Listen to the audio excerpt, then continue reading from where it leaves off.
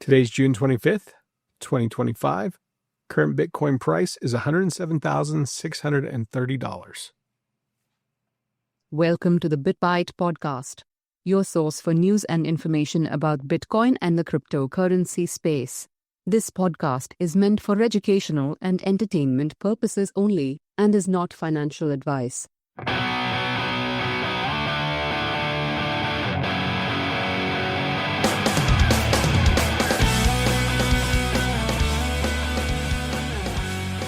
How have you been doing, Rick? I haven't heard from you in a bit.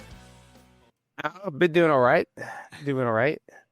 So, is World War III averted? For now, it pairs. I don't know. For a while there, I was just like, "Wow, we're in it now." Yeah. It was weird though. Yeah. Yeah. Did it feel kind of convenient? Like all of a sudden, like it dropped the bombs, then like a couple days later, they're like, "Oh, it's done. We're over."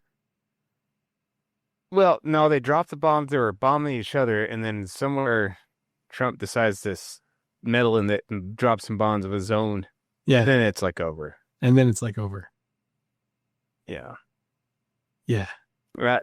I tell you what, though, we missed out on a very tumultuous time in Bitcoin. Talk about a buying opportunity too, man. Yeah, I mean, people were afraid of getting vaporized, so I guess, there's bigger things on the horizon than getting some sub 100K Bitcoin at the time. Yeah, because I think I'd kind of started to prep mentally for an episode last week, but then some other things came up. There were a lot of different things that kind of came up last week. Not only did we have that stuff going on, but I think there was some stuff in personal lives that were going on. But yeah, Bitcoin hit 98,000. I think right before that, it had been 40 days that it stayed above $100,000 for the first time. Yep. So it was like, wow. And then, so of course now it went all the way down to like $98,208 for just a little bit of a second. And then it rebounded back up. So yeah, markets kind of got spooked, but I think it was all the way around. I don't think it was just Bitcoin. Like everything was kind of like everybody's holding their breath. Exactly. The sky's falling all around. So, dude, this time has been so ridiculous. This has been nuts. This cycle. It's just hard to keep up with everything. Yeah, this cycle has just been ridiculous. Yeah, and I mean, the recovery has been phenomenal from that. Like those people that were able to buy up some sats during that buying opportunity, kudos to them. Kudos to them. They had some cojones of steel. That's all I'm going to say. They did. How are theoreticals doing? Looking at that now. Not too bad. I mean, not quite what it was the last episode, but I mean, when you're going sub 100K and then you're back to 107,630, still not doing bad. So the first theoretical purchase back in October 2023, $3,000 towards the end of that month would have got you 0.0885 Bitcoin, and that $3,000 is now worth $95.25. So it's still doing good. Yeah. The second theoretical purchase at that previous halving, which was on April 19th, 2024, if you had put $1,000 down right at that moment, you would have netted you 0.01564 Bitcoin, and that amount of Bitcoin now is worth $1,683. So, I mean, it's still a good gain, 68% increase, but not quite the 300 and some odd percent from the first theoretical purchase. Yeah, that is flipping nuts, man. 2023, 300% increase. The end of 2023. October 2023, yeah. Yeah. And then, I mean, but yeah, you're right. I mean, even looking at from, I mean, a little bit over a year now, 68% increase is what we're looking at, right? Yep. I mean, that's not horrible. No, that's generally fairly good. I mean, if you could get 68% returns on anything in a little over a year, you'd be pretty happy. Yeah. On everything, For sure. And did you look at the far side chart that I put on there for the ETF flows? I haven't yet. It's weird because the only people buying, I mean, so it's very black, like there's accumulation happening, but a lot of the other ETFs look like they're kind of stalling out. Yep. They're bleeding out or stalling out, right? Yeah. There's very few, like BlackRock look like it's BlackRock and Fidelity. And then, I mean, a little bit of the scraps go out from there, but BlackRock is just dominating the market in the ETFs. Yeah. Well, they got $639 million on the 17th of June. And yesterday there was a paltry 436.3. Yeah. So, I mean, it's pretty nuts. They're putting up some crazy numbers. They are putting up some crazy numbers. But yeah, I mean, consecutively, just looking at that, because we had, I think, what was it, like a month ago, where this chart was ugly. There was a lot of red. It was fairly nasty. Well, that was before it got back up over 100, right? It was ugly. It may have been even longer than that, though, because I mean, when I go back and look at the previous episode from June 11th, there was a lot of red on there then. Yeah. And we were already still over at 100. So I don't know. It's been pretty nuts. One other thing that I found that I thought was kind of interesting is entities holding Bitcoin. There's now 250, and that is including public companies, private companies. So publicly traded companies, there's 140 companies that are now holding Bitcoin. Private companies, there's 40. Governments, there's actually technically 13 now. Time of this chart, it was saying there was 12, but now Texas has entered the fray. ETFs, there's 43. Smart contracts, 11. And then exchanges, 4 that are holding Bitcoin. And then Bitcoin treasuries, so companies that are actually holding Bitcoin as part of their treasury plan. There's now 3.46 million Bitcoin. That's not dollars. Bitcoin being held in company treasuries. So it's a pretty significant amount. Yes. When you consider that, like they said, there's only going to be 21 million ever, and they already have 3.6 million of them. Yeah. Kind of locked away. Yeah, that's a lot of Bitcoin getting stashed. And you got to figure there's probably at least another 6 million that's been lost forever. Right around there. So that's between those two right there, that's 9 million. It's almost half your supply. That is crazy to think about. Yep. No, it's exciting times. I feel like, and I could be wrong, and maybe we should just bring this up at the end, but I feel like, dude, it feels like we are on the brink of a crazy breakout, and I don't know why it hasn't happened yet. Well, and if people could settle down and stop bombing each other, we might have a good shot of that. But, just take it one day at a time. One day at a time. But, so, yeah. Well, I do think you're right, though. I mean, it felt like this breakout should have happened. And I really do think we're going to see another wave coming soon. Yeah.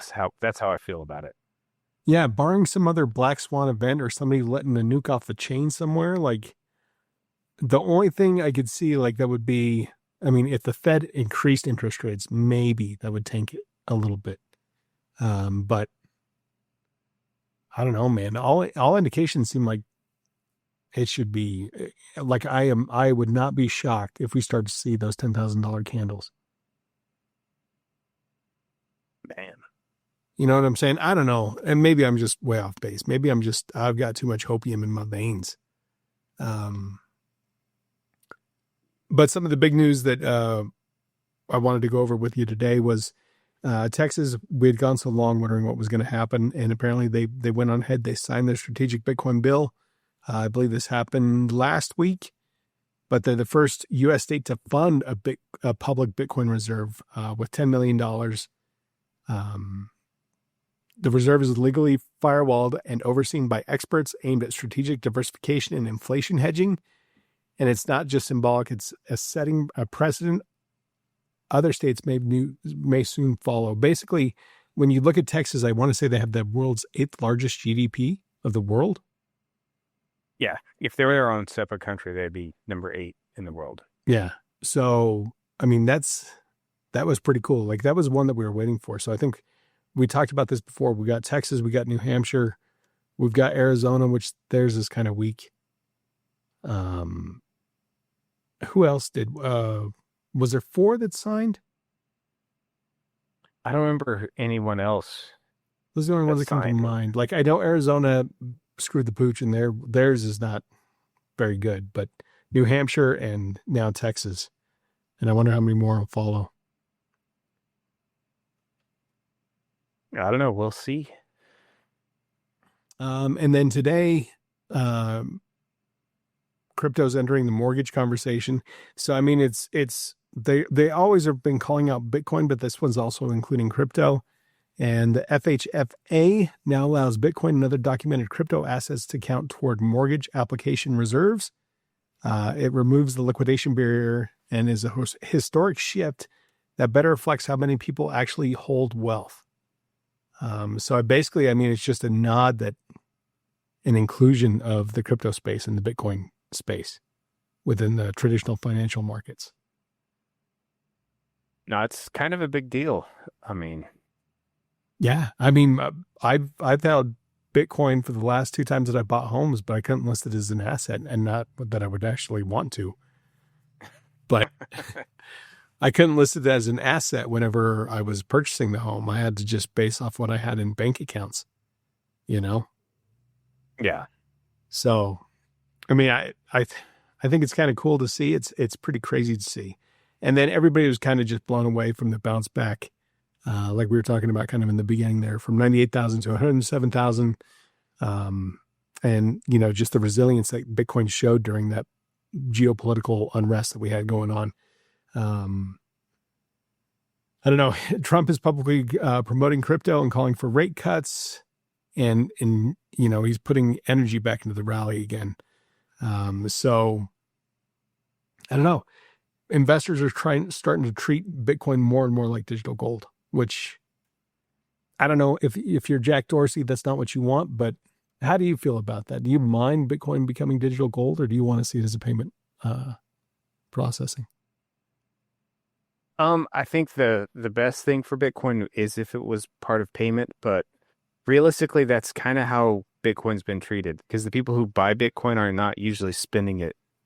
Yeah. You know, they just buy and hold. So, I mean, that's kind of what it's going to. And if they were to, you know, try and use it as transactions for all the world's banking, I mean, that's just not enough bandwidth even with the different layers on top to make that happen. So that's just kind of where we're stuck at now. So Yeah, I'm kind of torn. I mean, I would like to see it as transactions, but at the same time, like, until Bitcoin can appreciate to such a height that we don't see those kinds of fluctuations that we currently see, it's hard to want to spend it. Yep. You know what I'm saying? Because I've done it. I think we've talked about this on the podcast. I spent 1/10 of a Bitcoin to buy a cell phone. That cell phone is now, it was a $10,000 cell phone purchase, right? Yeah. I mean, looking at it in hindsight, like that was like 10 years ago or whatever, but maybe not quite that long ago, maybe maybe almost 10. It was like 2017 or 2018, something like that. But, you know, it's difficult to spend that when you know it's going to appreciate so much more. 300% just from, you know, a little bit over almost 2 years, basically, with that purchase in October. Yep. Well, a year and a half, really. Yeah. Well, it's a little, I guess, a year and 9 months, but that's still pretty nuts. That is nuts. That is crazy. And then, of course, one of the other big news that came out was the Senate passed the Genius Act, giving stablecoins legal clarity as non-securities and non-commodities.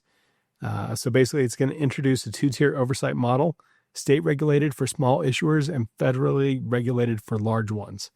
The difference here, though, I think, because I think that the House has its own bill that they're trying to pass, but the one from the House is going to be, I hate to say this, the one from the House is going to come directly from the Fed, whereas this one is coming from private companies. I don't want the Fed having a stable coin. No. Because that's basically a CBDC. Exactly.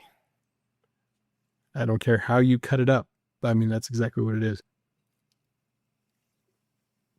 Tether, Circle, I don't mind so much. Yeah, let them issue stable coins. But I don't know. Stable coins will now be treated as cash equities, opening doors to settlements, derivatives, and trade finance. So that's going to have a huge impact globally. I think a lot of people are going to want to use the dollar, or at least continue to use the dollar if this kind of works out the way that they're hoping. And I think that's the plan behind it, right? Right. Well, they're not trying to give up their power. Yeah. So they're trying to give people, I guess, more options to use the American dollar in a digital way. Because then you do reach the unbanked. You reach those people that hadn't been able to traditionally use a bank in the past.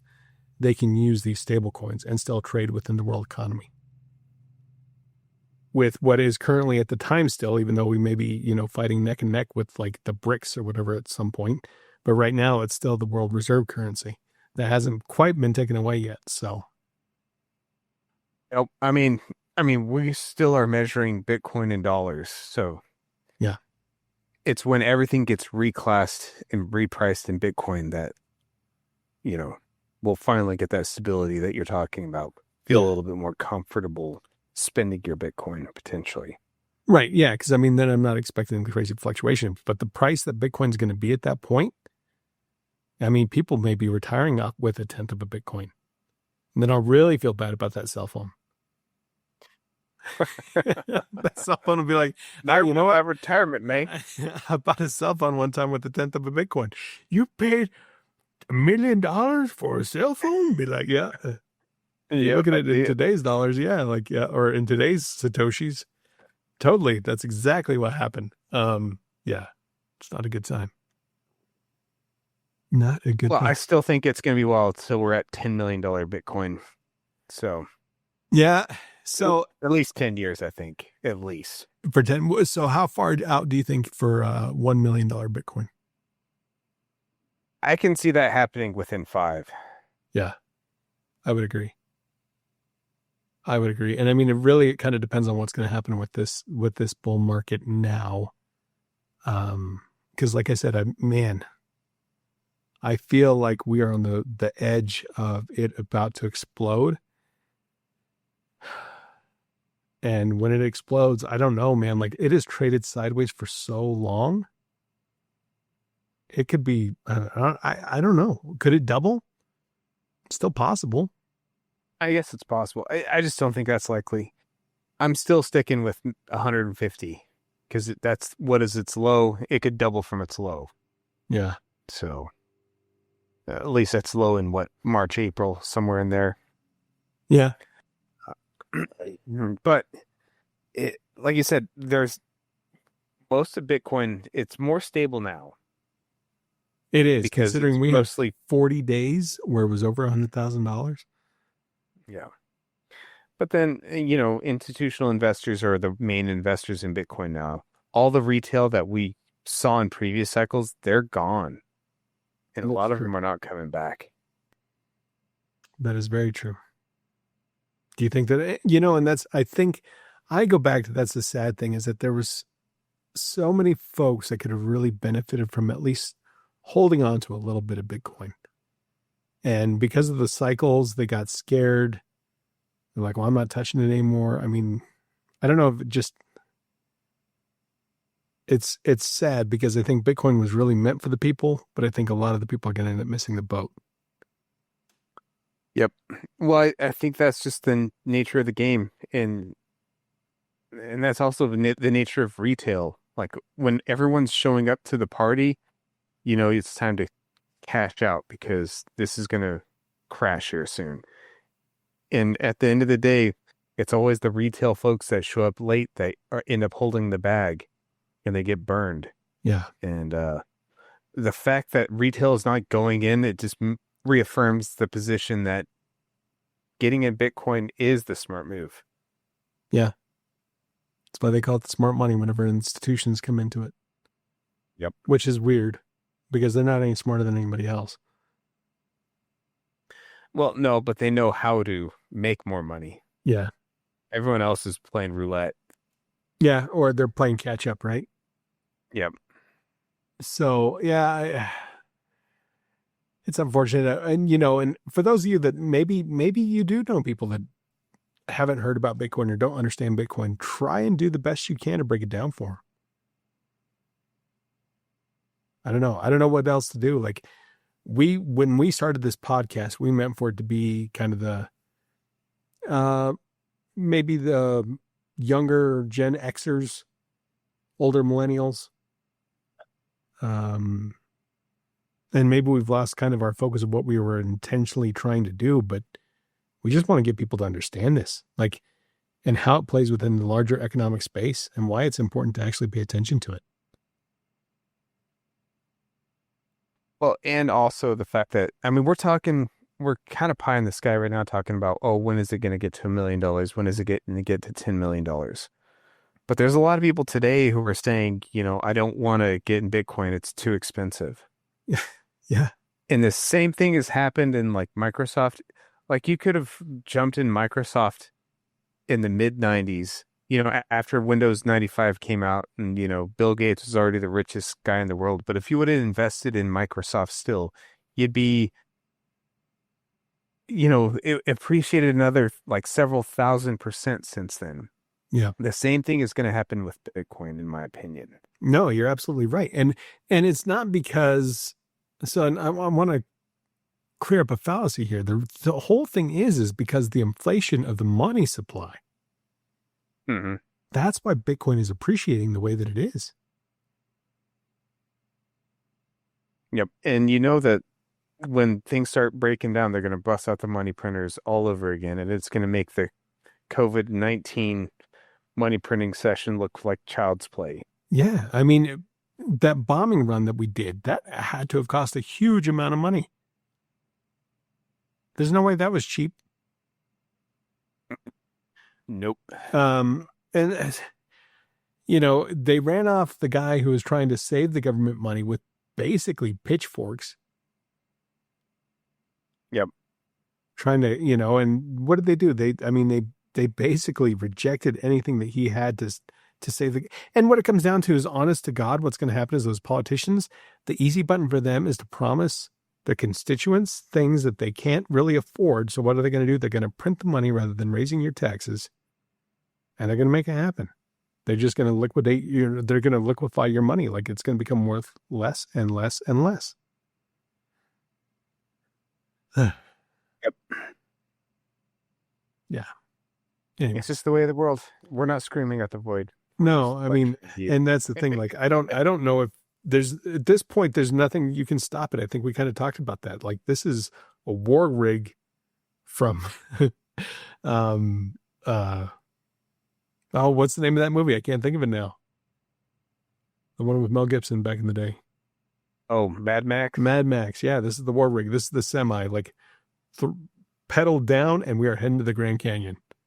And we know it's coming, but it don't matter. We're honking that horn and we're just flying our way over there. So, and I think I mentioned this too, like Elon Musk is going to have to increase production in the United States to such a degree to save us from it, if it's all possible. So, yeah. Anyways, buy Bitcoin. Buy Bitcoin. This chain keeps it rolling until it doesn't, until it derails. Till it derails. Till we Thelma and Louise it. Happy as clams. So, yeah, I'm sorry. Like that just went dark at the end of that. Be positive. Like Bitcoin's an awesome thing. And I think we're going to see some nice price appreciation here pretty soon. Agree.